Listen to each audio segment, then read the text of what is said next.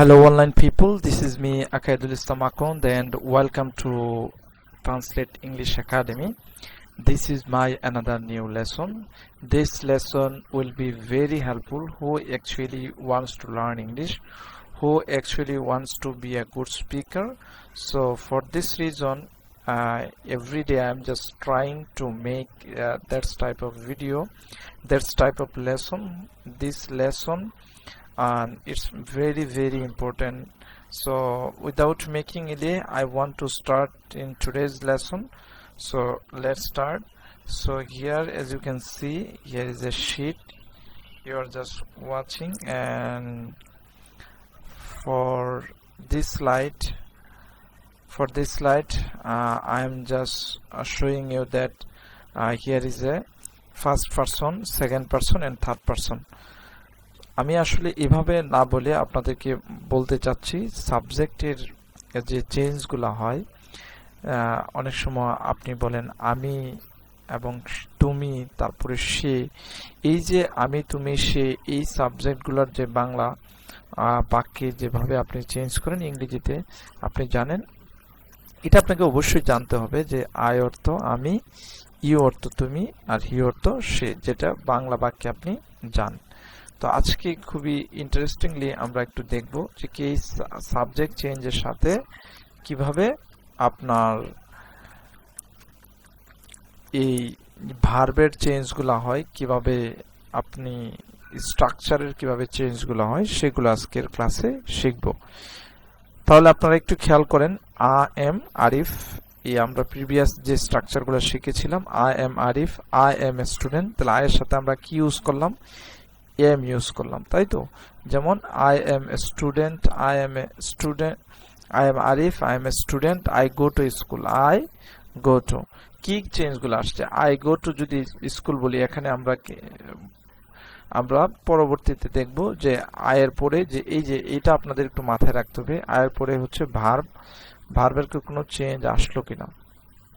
I go to school, I eat rice, I eat rice. তারপরে দেখেন I read books, I read books, এখানে কিন্তু I আসছে, আয়ের পরে কোনো চেঞ্জ আসছে কিনা। I am walking, I am walking, I am, এখানে কিন্তু হেল্পিং ভার্ব হিসাবে ব্যবহৃত হয়েছে, হেল্পিং ভার্ব, আর এখানে মেইন ভার্ব হিসাবে ব্যবহার হয়েছে, এখানেও মেইন ভার্ব হিসাবে ব্যবহার হয়েছে। আপনি খেয়াল করেন এটার পরে কোনো চেঞ্জ আসে না, এই এম এর পরে নাউন আর এম এর পরে হচ্ছে এটাও একটা নাউন। তাহলে আপনারা কি একটু খেয়াল করে দেখেন কি কি চেঞ্জগুলো আসছে।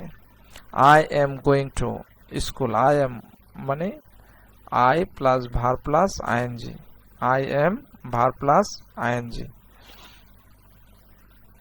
I ate breakfast, I ate breakfast, আয়ের পরে পাস্ট টেন্স মানে পাস্ট ফর্ম বসবে।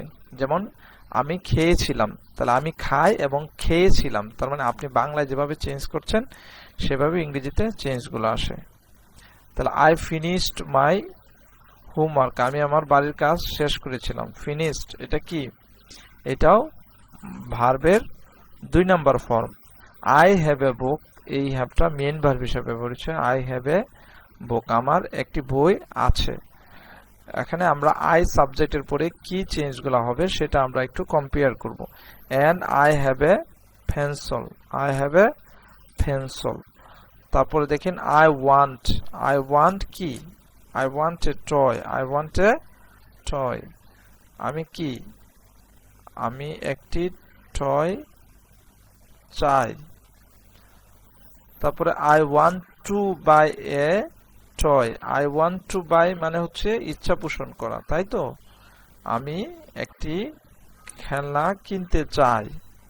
শুধু চাই আর কিনতে চাওয়া, কিনতে, যেতে, করতে, এগুলোর ক্ষেত্রে আমরা কি ব্যবহার করি, ওয়ান্ট টু ব্যবহার করি। আর নর্মালি যদি চাই তাহলে এইটা আমরা কি করতে পারি, ওয়ান্ট এর ব্যবহার করব। আই হ্যাভ টু অর্থ হচ্ছে কোনো কিছু জোর দিয়ে বলা, আমাকে স্টাডি করতে হবে, মোর মানে বেশি, আমাকে অনেক বেশি স্টাডি করতে হবে, অধ্যয়ন করতে হবে।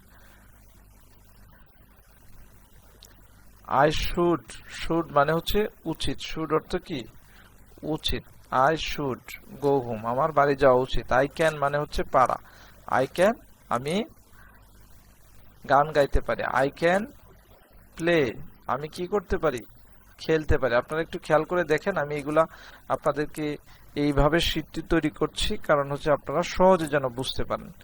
এই আয়ের পরে আই ক্যান স্পিক ইংলিশ, এখন নরমালি আপনারা খেয়াল করেন আপনারা কি চেঞ্জ গুলা করতে হয়। ইউ আর আরিফ, তাহলে ইউ এর সাথে কি বসছে আর বসছে, ইউ এর সাথে কি বসলো আর, তাহলে আই এর সাথে এম, ইউ এর সাথে আর, এটা হচ্ছে প্রেজেন্ট। নরমালি যখন আপনারা কথা বলবেন you are Arif, you are a student, তুমি একজন স্টুডেন্ট, একই ঘটনা। এখানে এম ছিল আই থাকার কারণে আর এখানে ইউ থাকার কারণে আর এর ব্যবহার নিয়ে আসছি। You go to school, no change, you go to school কোনো চেঞ্জ নেই। ইউ ইট রাইস কোনো চেঞ্জ নেই, খেয়াল করছেন। ইউ রিড বুকস কোনো চেঞ্জ নেই। ইউ আর, এখানে কি ইউ আর ওয়াকিং, তাহলে আমরা বলছিলাম I am walking, you are walking, তাহলে এখানেও সেম জিনিস হবে you are walking. You ate, past টেন্সে যখন আমরা কথা বলবো সাবজেক্ট যাই হোক না কেন শুধু আমরা ওই ভার্বের 2 নাম্বার ফর্ম মানে পাস্ট ফর্মে ব্যবহার করব, কোনো চেঞ্জ করার প্রয়োজন নেই। যেমন ইউ ফিনিশড, এখানেও কিন্তু আপনারা দেখছেন আই ফিনিশড, এখানে ইউ ফিনিশড এর ব্যবহার আসছে। You finished your homework, you have a bag, এখানে কোনো চেঞ্জ নাই। You want to buy a toy and you have a pencil, you have to study more, you should go home, you can sing, you can play guitar, you can speak English. তাহলে normally আমরা দেখছি যখন এই you সাবজেক্টটি আসছে এক্ষেত্রে আমরা যখন ভার্বের ব্যবহার করছি তখন কিন্তু ইউ এর পরে যে ভার্বগুলো নরমালি যে স্ট্রাকচারগুলো আমরা শিখেছি সেটা যদি পাস্ট ফর্মে হয় কোনো চেঞ্জ আসে না। যেমন ইউ যেখানে এম এর ব্যবহার ছিল আই এর পরে, সেখানে ইউ এর পরে আর এম থাকবে না, সেখানে ইউ এর পরে আর এর ব্যবহার আসবে। আর হি, এটা হচ্ছে ইংলিশে বলা হয় থার্ড পারসন সিঙ্গুলার, আর বাংলায় আমরা সে, সে বলতে ছেলেও বোঝাবে মেয়েও বোঝাবে। আর ইংরেজিতে হি মানে ছেলে আর সি মানে হচ্ছে মেয়ে। যদি আমরা ইংরেজিতে কথা বলতে চাই তাহলে মেয়েকে ইন্ডিকেট করলে আমরা সি এর ব্যবহার করব। আশা করি আপনারা বুঝতে পেরেছেন। He is Arif, he is a student, he goes, এই গো এর সাথে আমরা কি যুক্ত করলাম এস বা ইয়েস, এস বা ইয়েস। চেঞ্জটা I go to school, you go to school, এখানে আমরা ব্যবহার করছি হি গোজ টু স্কুল। কি ব্যবহার করলাম আমরা হি গোজ টু স্কুল। আপনারা একটু সচেতন ভাবে এটা একটু খেয়াল করবেন। He goes to school, he eats rice, he eats rice, he eats, তার মানে এই হি এর পরে যে আমরা ভার্বটা দেখি সেই ভার্বের সাথে বলা হয় এস বা ইয়েস। এজন্য পরের ক্লাসে আমি নিয়ে আসছি কখন আমরা এস বা ইয়েস যুক্ত করব। তাহলে খেয়াল করেন হি রিডস, তাহলে যে হি এর পরে যে ভার্বটি আসছে তার সাথে আমরা এস বা ইয়েস যুক্ত করতে হচ্ছে। He reads books, he reads books না বলে হি রিডস বুকও বলা যায়, আমি একটি বইয়ের কথাও বলতে পারি। He is walking now, he is, তাহলে হি এর সাথে যখন আমরা আই এর পরে এম দেখেছি, আই এর পরে এম দেখেছি, ইউ এর পরে আর দেখেছি, তার মানে এম এর জায়গায় যখন আই দিব তখন এম থাকবে, আর ইউ দিব এম এর জায়গায় আর হবে, আর হি থাকলে এম এর জায়গায় কি হবে ইজ হবে। আশা করি আপনারা এটা বুঝতে পেরেছেন। He is walking now, he is going to school, he eight breakfast, he eight breakfast. যখন আমরা পাস্ট ফর্মে যাব তখন কোনো সাবজেক্ট অনুযায়ী কোনো চেঞ্জ হবে না। আপনারা এটা খেয়াল করে দেখেন, এখানেও হি এইট, এখানে ইউ এইট, আর যদি আই সাবজেক্টের দিকে আমরা খেয়াল করি এখানেও আই এইট। আশা করি আপনারা বুঝতে পেরেছেন। হি হ্যাজ, তাহলে হি হ্যাভ এ ব্যাগ, আমাদের আই এর সাথে ছিল হ্যাভ, ইউ এর সাথেও ছিল কি হ্যাভ, কোনো চেঞ্জ ছিল না। যেমন খেয়াল করেন you have, you have a pencil, you have a pencil, I have a pencil, কোনো চেঞ্জ নাই। কিন্তু আমরা যখন ইউ এর হি এর ব্যবহার নিয়ে আসছি, তখন হ্যাজ এর ব্যবহার আমরা দেখতে পাচ্ছি। আছে অর্থে হি হ্যাজ এ ব্যাগ, তার একটি ব্যাগ আছে। And he has a pencil, তার একটি পেন্সিল আছে। আপনারা বুঝতে পেরেছেন নিশ্চয়ই। হি ওয়ান্টস, এই যে এখানে সরাসরি ভার্ব আসছে, মেইন ভার্ব।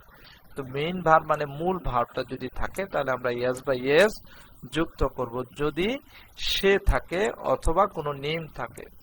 যেমন he wants to buy a toy, আমরা হি ওয়ান্টস না দিয়ে যদি বলি রহিম, দিতে পারি কিনা, আর এ এইচ আই এম, রহিম, তাহলেও কিন্তু আমরা এই রহিমের পরে যে মূল ভার্বটা আসবে সেখানে ইয়েস বা ইয়েস আমরা যুক্ত করব। হি হ্যাজ টু স্টাডি মোর, আমরা হি হ্যাজ টু স্টাডি না বলে হি হ্যাজ টু স্টাডি মোর বলবো, মানে হি হ্যাভ টু হবে না, এখানে কি হবে, he has to study more. He should go home, এখানে কোনো চেঞ্জ নাই। হি ক্যান সিং, কোনো চেঞ্জ নাই। He can play guitar, he can speak English. কোথায় কোথায় চেঞ্জ গুলো হচ্ছে আপনারা নিশ্চয়ই এইভাবে ক্লাসগুলো নেওয়ার কারণে আপনারা বুঝতে পেরেছেন খুব সহজে। তো পরবর্তী ক্লাসে আরো সুন্দর সুন্দর লেসন নিয়ে আমি আপনাদের সাথে যুক্ত হব। সে পর্যন্ত আপনারা এই এই এই যে বিষয়গুলো আপনাদের সাথে শেয়ার করেছি এগুলা খুব বেশি করে বাসায় প্র্যাকটিস করবেন এবং ইংরেজি বলার চেষ্টা করবেন। সবাই ভালো থাকবেন, সুস্থ থাকবেন। নতুন লেসন আসার আগ পর্যন্ত আপনারা অবশ্যই প্র্যাকটিস করতে থাকবেন। আল্লাহ হাফেজ।